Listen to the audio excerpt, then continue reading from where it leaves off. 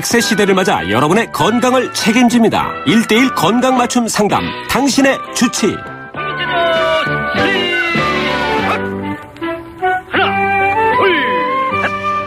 네, 오늘 4부 당신의 주치 문을 엽니다. 억대 연봉, 안정된 직장, 많은 분들이 바라는 조건이죠. 그런데 이러한 조건을 버리고 직접 구입한 그 트럭을 상담소로 개조해서 거리를 누벼가며 마음의 병을 앓고 있는 사람들을 찾아가는 의사 선생님이 있습니다. 그래서 어떤 사람들은 정신나간 정신과 의사라고도 부르기도 하는데요. 오늘 그 주인공 이 자리에 모셨습니다. 당신의 주치, 경기도 의왕시 정신건강증진센터의 센터장인 임재영 정신과 전문의 함께 하셨습니다. 안녕하세요. 네, 반갑습니다. 안녕하세요. 네, 반갑습니다. 저 스튜디오 밖에 계신 모습 아까 보고 깜짝 놀랐습니다. 네. 저는 사실 정신과 전문이라고 하면 그리고 지금 거리로 사람들을 찾아 나서는 그런 정신 나간 정신과 의사라고 해서 네. 사실은 좀 어느 정도 의사 생활도 하시고 또 연륜도 있고 그래서 이렇게 약간 편안하게 이렇게 좀 여유를 이렇게 보내면서 사람들을 찾아가신 의사 선생님이다라는 이미지로 이렇게 생각하고 있었는데요. 네.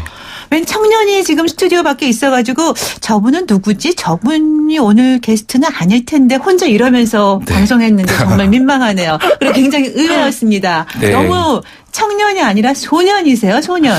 네, 보이지 않으니까 상상을 하시겠지만 그렇게 청년은 아닌 것 같은데요. 네. 아마 모아둔 게 좀 있으니까 여유가 있고 그래서 그걸 하지 않을까 되게 그렇게 많이 생각을 네. 하시더라고요. 네네. 네. 근데 그렇지 않으세요? 아직 나이가 돈 모을 나이 별로 이렇게 기간이 얼마 길지 않아서요. 네. 네. 그래서 제가 잠시 전에 여쭤봤을 때 올해 나이가 39이라 그러시더라고요. 정말 젊은 나이인데 그 나이 39보다 훨씬 더 젊어 보이세요. 그래서 제가 혹시 정신과 전문이라 정신이 너무 맑고 깨끗해서 이렇게 젊게 보이시나요? 그랬더니 대답을 한번 해보시죠. 그냥 웃었어요. 무슨 말을 해야 될지 몰라서. 네. 네. 네. 자, 근데 의왕시 정신건강증진센터 어떤 곳인가요? 아직도 사실 정신건강증진센터, 정신보건센터를 모르시는 분들이 많이 계시더라고요. 네. 보건소는 다 아시는데 보건소가 있듯이 정신보건센터라는 기관이 있어요. 이곳에서 하는 일은 지역 주민들의 정신건강을 돌보는 곳입니다. 그러니까 그 지역마다 다 있으니까 네. 언제든지 찾아갈 수 있고요. 대개는 보건소 건물 안에 있고 정신병원이 아직도 문턱이 높잖아요. 그렇죠. 여러 가지 이유로 문턱이 높은데 이곳은 좀 마음 편하게 가실 수 있는 곳이라고 생각하시면 돼요. 네. 네. 아무나 갈 수는 있는 건가요? 네. 그 지역 거주자면 누구나 갈 수 있고요. 네. 상담료도 없고 간단한 심리 검사도 무료입니다. 그러니까 네. 편안한 마음으로 네. 내 마음 건강이 건강이 어떤 상태인지 확인하러 가 보셨으면 좋겠어요. 네. 원래는 병원에서 근무를 하셨었나요?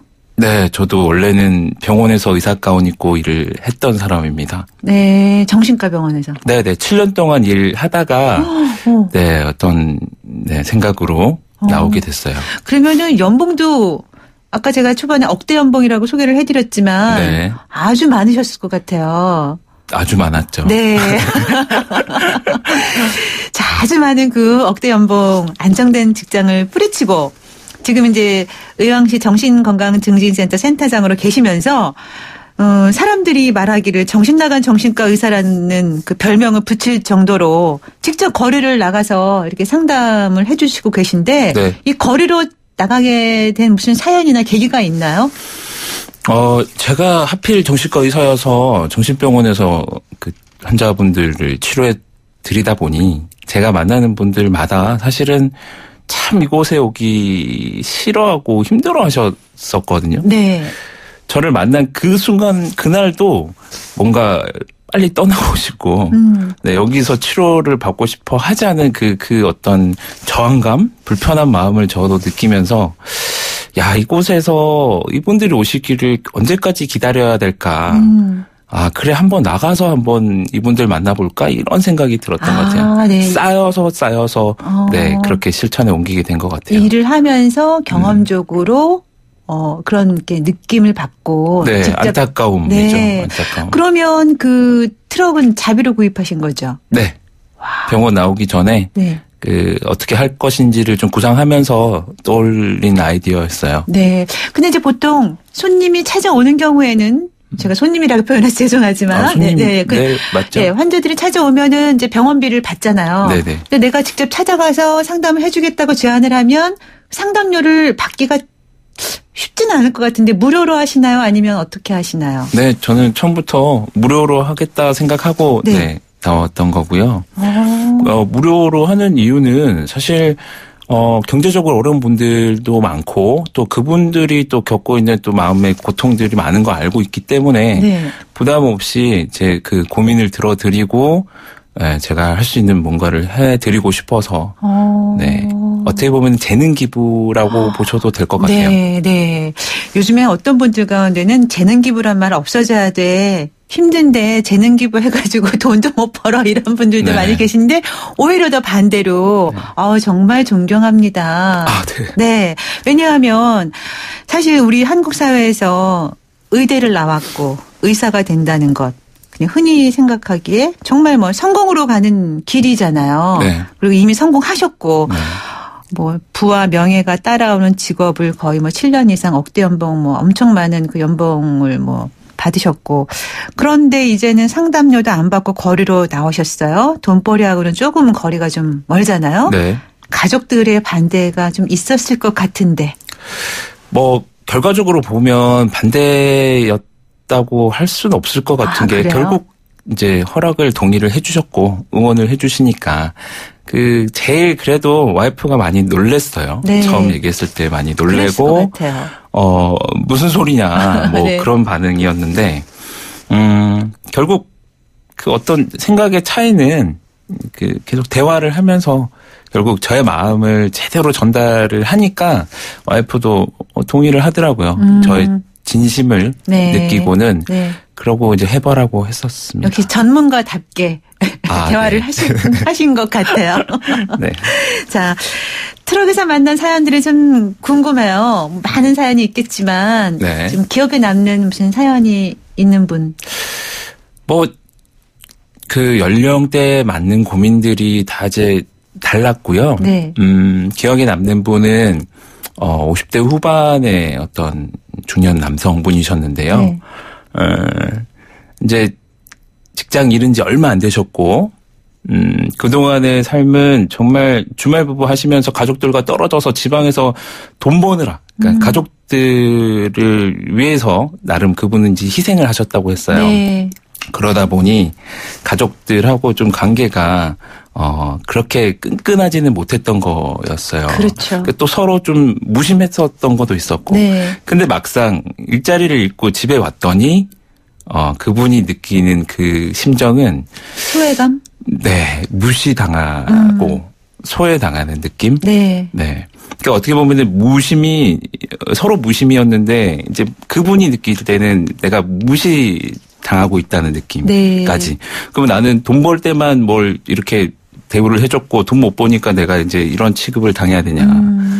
그러면서 고민을 털어놓으셨던 눈물까지 흘리셨던 분이 생각이 나요. 네. 아마, 비단, 어느 개인의 문제뿐만 아니라 요즘 사회에서 흔히 맞닥뜨릴 수 있는 그 남자분들이 느낄 수 있는 그런 상황인 것 같아요. 네, 네, 또 네. 퇴직하면서 느끼는 네. 거라든가. 근데 동시에 또 여자분들도 마찬가지일 수 네. 있거든요. 네, 네.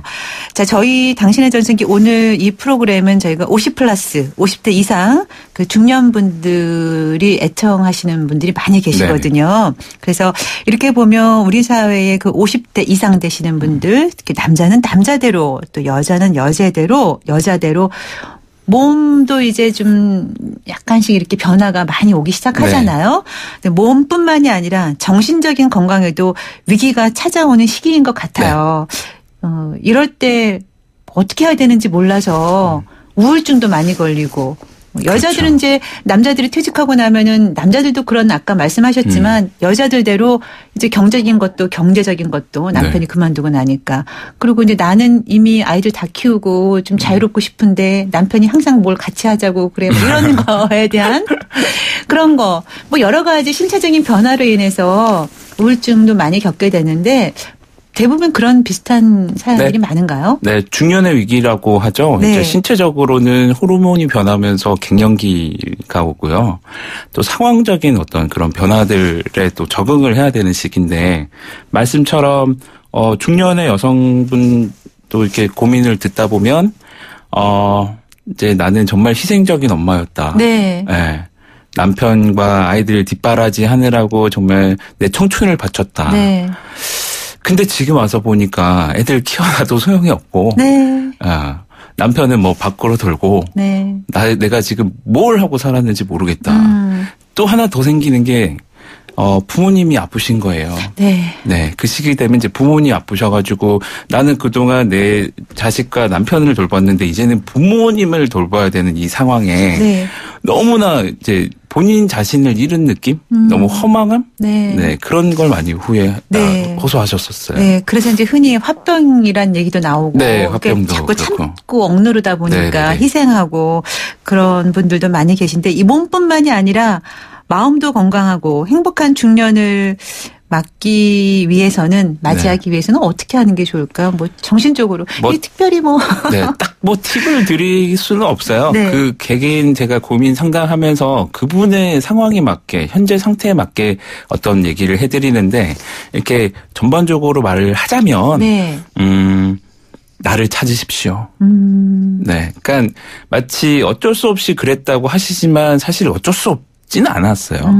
그 엄마의 역할을 조금 내려놓고 나를 찾아서 나를 위해서 시간을 쓰고 했더라면, 그러니까 과거를 이제 생각할 게 아니고, 네, 오늘이 전성기니까 네. 오늘부터라도 나를 좀 찾고 나를 다시 만나시라 그런 얘기를 해드립니다. 나를 뒤로 미루고 살았잖아요. 그동안 네, 엄마로서, 내가 뒷전이었죠. 아내로서, 며느리로서, 뭐 딸로서 여러 가지 네. 등등. 근데 이제 나를 좀 앞세우고 살라 이런 말씀이신가요? 네. 내 이름도 좀 자주 불러주시고. 네. 네. 네, 그렇습니다. 지금 6917님, 우리 아들이 고3인데 자기 스스로 강박관념이 있다고 합니다. 물건이 제자리에 있어야 한다고 해요. 어찌해야 하나요? 이런 것도 참 스트레스일 것 같아요. 보는 부모님 입장에서도 그렇고 본인도 그렇고. 뭐 제일 중요한 건 이제 본인이 그걸 함으로써 얼마나 스트레스를 받는지 그냥 거꾸로 말해서 내가 이거 하는 거에서 스스로 만족을 할 수도 있어요. 근데 그 모습을 보는 부모 입장에서는 그게 참 또 속상하고 네. 안타까울 수 있지만 네.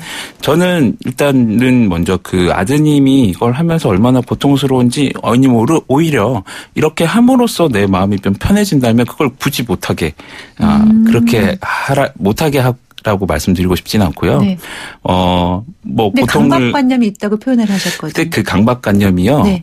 이렇게 줄을 맞춰야 돼. 해야지 좀 뭔가 시원해서 그 다음 일을 할 수 있다면 줄 맞춰야죠. 줄 못 맞추게 해가지고 막 틀어 했는데 그걸 못 보고 막 아무것도 손에 잡히질 않으면 그건 오히려 도와주는 게 아니고 더 힘들게 하는 거니까. 네. 만약에 그 아드님한테 좀 물어보시고 아드님이 정말 괴로워한다면 그 부분에서 네, 상담을 좀 먼저 받아보시면 좋겠습니다. 네.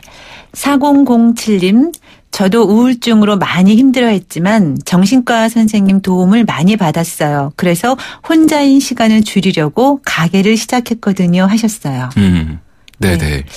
혼자인 시간이 정말 늪에 빠진 것과 같아요. 늪에 혼자 빠져서 네. 우리가 늪에 빠지면 또 늪에서 벗어나려고 호우적 되는데 더 빠지죠. 그렇죠. 네. 그러니까 그 말은 무슨 얘기냐면 혼자서는 사실 힘들다는 거예요. 네. 누군가의 정말 손을 잡아주는 네, 그런 사람이 있어야 된다는 얘기고 네. 뭐 그 사람이 누구와 돼도 저는 상관없다고 생각합니다. 가족이니까 해야지 하면 가족이 안 해주면 너무 서운하거든요. 네. 가족이 아니어도 뭐 저 같은 전문가에도 좋을 것 같아요. 네. 실제로 정신과 도움을 받았던 네, 좋다고 그렇다고 하셨어요. 하시네요. 네. 네. 혼자인 시간을 줄이고. 네. 자, 6447님. 저는 6학년 2반이에요. 62살이신가 봐요. 저 누구든지 저하고 의견이 조금 틀리면 끝까지 밝히고 옳고 그름을 정히 밝히려는 제 성격이 정말 싫습니다 하셨어요. 네. 싫다고 하시니까 도와드려야 되는데 네. 옳고 그름을 좀 이렇게 명확하게 해주시는 분이 필요한데요. 네, 네. 필요하죠. 옳고 그름 명확하게 해주는 거. 근데 이분 이 문자를 읽으면서 제가 느낀 건 이분이 이제 옳고 그름을 주장하는 가운데 자기 의견이 너무 자기 의견을 세게 주장한다. 그래서 이것에 대한 고민을 하실 것 같아요. 부딪히기도 할 거고요. 네네네. 본인도 지치기도 할 거고요. 네. 자기 본인의 성격을 아들들이 너무 싫어한다고 쓰셨어요. 지금. 네. 어떻게 일단은 그러니까 아들들하고도 트러블이 생기시는 그렇죠. 건가 일단 봐요. 나의 어떤 결점은 아신 거고 네. 이제 그 다음에는 뭐 사실 바꾸는 건데 이거는 사실은 시간을 좀 넉넉하게 두셔야 돼요. 그러니까 조급하게 내가 180도 나를 바꾼다 이거는 사실 거의 불가능한 일이고요. 지금 아셨다면 차차 오늘은 내가 이걸 뭐 10번 하셨던 걸 9번 하겠다. 8번 하겠다. 이런 마음으로 하시면 좀 여유롭게 바꾸시면은 큰 스트레스는 없으실 거라고 생각을 합니다. 네. 우리 선생님께서 이제 이렇게 직접 거리로 환자가 있는 현장으로 찾아가시는 거잖아요. 네. 그러면은 이제 그냥 진료소나 병원으로 오시는 그런 분들을 대할 때와 또 약간 시선이나 시각이 많이 달라졌을 것 같기도 해요. 그 환자들의 상태나 환자의 마음의 병을 대하는 그런 저가 보는 시각. 네. 저는 사실 병원에 있을 때도 의사 환자 관계보다는 그냥 사람과 사람의 만남이라고 생각을 했고요. 네. 마찬가지예요. 지금 저는 이제 병원이라는 곳을 떠나서 의사 가운도 벗은 상황에서 정말 그냥 한 사람이 또 한 사람을 만난다. 그러니까 아까 환자라고 얘기를 하셨지만 저는 환자라고 생각하지 않고 다 같이 고민을 하나씩은 갖고 사는 사람. 네. 그렇게 대하고 있습니다. 네. 근데 사실 아무리 의사라고 해도 저는 제가 좀 구시대라서 그런지 모르지만 내 속마음을 다 털어놓는다는 게 저 스스로가 허용이 안 되는 부분이 많아요. 네. 그래서 가끔씩 저도 우울하고 정신적으로 너무 좀 힘들고 그럴 때 상담을 한번 받아볼까 이런 생각까지만 하지 그 실제로 병원에 간다거나 의사 선생님을 만나보려는 용기를 내지 못하거든요. 네네.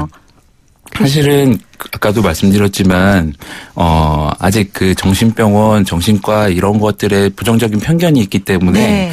사실 가시기 힘들어요. 네. 그걸 제가 너무나 잘 알기 때문에 네. 이런 활동을 하고 있는 거고 아까도 말씀드렸지만 꼭 그 정신 상담을 위해서 정신과 병원에 꼭 가야 되는 건 아니니까 뭐 가벼운 고민이든 좀 심각한 고민이든 제가 소속돼 있는 그런 정신보건센터를 방문하셔도 좋고 네. 뭐 그런 쪽으로 조금 좀 더 접근하기 편한 곳을 찾으셨으면 좋겠고요.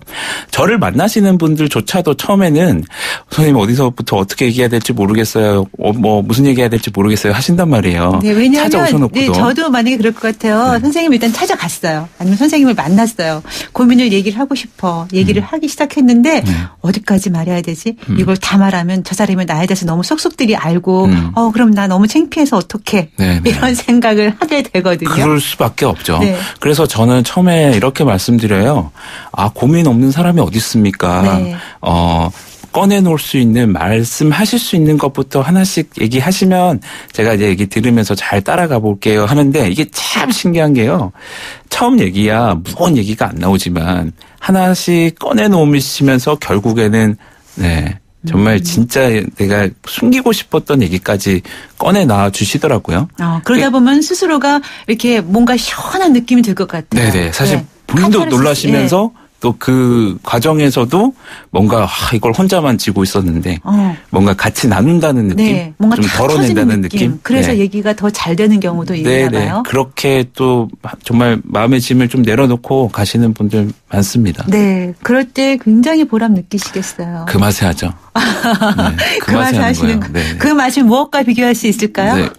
그렇게요. 무엇과도 비교할 수 있으면 못할 것 같은데 없는 것 같아요. 네. 최고의 맛입니까? 네, 네. 역시 의사 선생님 답습니다. 네. 정말 존경스러워요. 예, 진짜. 왜냐하면 사람의 그 마음 상태, 심리 상태를 편안하게 해준다는 게 참 쉽지 않은 일이잖아요. 네. 근데 이제 그 문턱이 높다고 생각하는데 그 문턱을 의사 선생님께서 팍 낮춰주시고 직접 네. 찾아 나서신다는 게 쉬운 일이 아닌데 그렇게 열심히 하고 계시니까. 근데 정말 이렇게 또 너무 힘들어서 진료를 받고 싶은데 정말 무료로 혹은 비밀리에 진료받고 싶은 분들께 추천해 줄 만한 기관이 지금 계시는 의왕시 그 정신건강증진센터 네. 이외에 또 어디 있나요? 제가 뭐 딱히 추천해 드릴 만한 곳은 네. 일단 거기가 네. 지역의 보건소 내에 이제 거의 이제 건물 안에도 있기 때문에 네. 거기서 일단 또 필요한 곳을 연계를 해줄 수가 있어요. 의뢰를 해주시고 네네. 연계를 줄 수 있으니까 그곳부터 사실 먼저 가보셨으면 네, 각 지역에 마련되어 있는 보건소에 가셔서 대개는 보건소 건물 내에 정신보건센터, 정신건강증진센터라는 곳이 있습니다. 네, 일단 그곳으로 가셔서 거기서 또 이제 상담하시고 또 다른 곳으로 필요하다면 또 연계를 그쪽에서 해주십니다. 네, 그렇군요. 네. 우리 선생님 다음 찾아가는 상담소는 어느 지역으로 가시는 건가요? 일단 지역을 돌아가시는 거죠, 이렇게 여러 군데를. 네, 뭐 그때 뭐 다른데요. 일단 정해진 거는 다음 주 의왕시 내에서 할 거고요. 또 저는 시간이 비면 뭐 그때 또 서울도 가고 그러고 트럭에다가 있습니다. 뭐라고 이렇게 써붙이고 다니시는 거죠? 트럭에 찾아가는 고민상담소라고 써붙이고요. 네. 그 차 주인이 저라고 전신사진도 떡하니 붙이고. 전신사진. 네, 아무나 못 찍는 전신사진 붙이고 다닙니다. 네, 찾아가는? 고민상담소. 고민상담소. 네. 좋습니다. 왜냐하면 뭐 정신과 상담 이렇게 하면 좀 부담스럽거든요. 그렇죠. 네. 또 선생님의 전신사진을 보고 찾아가는 분들도 많이 계실 것 같아요. 네. 자신 있게 대답하셨습니다. 보시면 웃음이 나오니까 마음이 편해지실 거예요. 그렇습니까? 네. 자, 책을 내기 위해서 또 온라인에서 스토리 펀딩까지 진행 중이시라고요. 네. 스토리 펀딩을 하는 이유는 꼭 이 목적은 아니고요. 그러니까 이런 상담 트럭이 있다는 것을 좀 더 알리고 싶고, 또 실은 상담 트럭을 제가 구입하고 좀 꾸미긴 했지만, 좀 불편한 점이 좀 많아요. 특히 겨울에 너무 춥고, 여름에 너무 더워서, 그 냉난방 시설을 좀 이렇게, 보완을 하고 싶어서 그걸 뭐 제가 또 사비로 해도 되긴 되지만 그 좋은 뜻을 좀 함께 모아서 하면 좋겠다 싶어서 그런 또 구상을 하게 됐습니다. 네, 그럼 좀 더 많은 사람이 함께 하면 더 많은 분들이 감사하죠. 또 기분 좋은 그런 일상을 함께 할 수 있잖아요. 함께 나누는 거죠. 그럼 어떤 이야기들을 주로 그 책에는 담게 되나요? 뭐 책은 일단은 사실 제가 한 분을 만나서 고민을 들어드리지만 책을 통해서 또 많은 분들을 위로해드리고 격려해드리고 싶어서 그 책을 쓰고 있고요. 뭐 미리 말씀드리면은 좀 궁금해하시라고 여기까지만. 네, 좋습니다. 기대해 주십시오. 꼭 출간되면 꼭 한번 읽어봐야겠습니다. 언제쯤 예정인가요? 하반기인데요. 빠르면 9월 아니면 10월 나올 겁니다. 네, 올가을. 네네. 기다려 보겠습니다. 자, 이러한 좋은 활동들을 통해서 우리 의사 선생님의 최종적인 꿈이 어떤 건지 궁금하기도 하네요. 제 꿈은 뭐 시작하기 전이나 지금이나 똑같아요. 우리나라 자살률이 너무 높아요. 세계적으로도 뭔가 좀 엄청난 심각한 수준인데요. 이걸 어떻게든 낮춰서 좀 살기 좋은 나라, 결국엔 살기 좋은 나라를 만드는 데 이바지하고 싶고, 제 두 아들이 이제 3살, 5살인데, 한 10년 뒤에는, 자살률이 좀 떨어져서, 그런 뉴스를 이 아이들이 안 들었으면, 그런 바람, 그게 제 꿈입니다. 네. 우리 임재영 선생님의 꿈도 이루어지고, 또 많은 사람들이 정신적으로 심리적으로 편안한 생활을 하면서 모두의 꿈이 잘 이루어졌으면 좋겠습니다. 네, 감사합니다. 오늘 좋은 말씀 잘 들었습니다. 고맙습니다. 네, 지금까지 당신의 주치의 의왕시 건강진증센터 센터장인 임재영 정신과 전문의였습니다.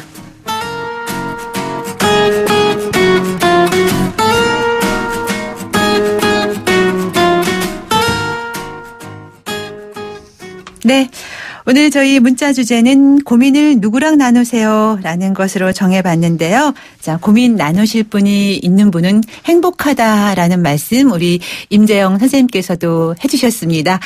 6447님. 전 제일 친한 친구 있어요. 20년 넘게 친하게 지내는 어떤 이야기도 모두 다 들어주는 내 친구 경자. 정말 고마운 친구입니다. 4764님. 가게 직원과 사장으로 만나 정말 친언니 같이 지내는 분입니다. 네, 그러시군요. 8215님, 나의 고민은 우리 집 예쁜이 멍멍이에게 털어놓으면 멍멍이가 나를 빤히 쳐다보고 다 들어줍니다. 가끔 멍멍멍 소리내어 답도 주지만 나는 모두 멍멍이 눈으로 읽을 수 있어요. 올해로 15살, 같이 오랜 가족으로 지내서 그런지 눈만 봐도 서로 알아요. 네, 이렇게 고민을 나눌 친구도 좋고 뭐 누구라도 좋습니다. 나눌 상대가 있다는 건 행복하다는 그런 이야기죠. 자, 오늘 벌써 마지막 곡 띄울 시간 금방 오네요. 자, 이문세의 파랑새 준비했습니다. 함께 들으시고요. 당신의 전성기 오늘 지금까지 김명숙이었습니다. 내일 아침 10시 20분에 다시 올게요. 여러분, 오늘이 가장 젊은 날입니다.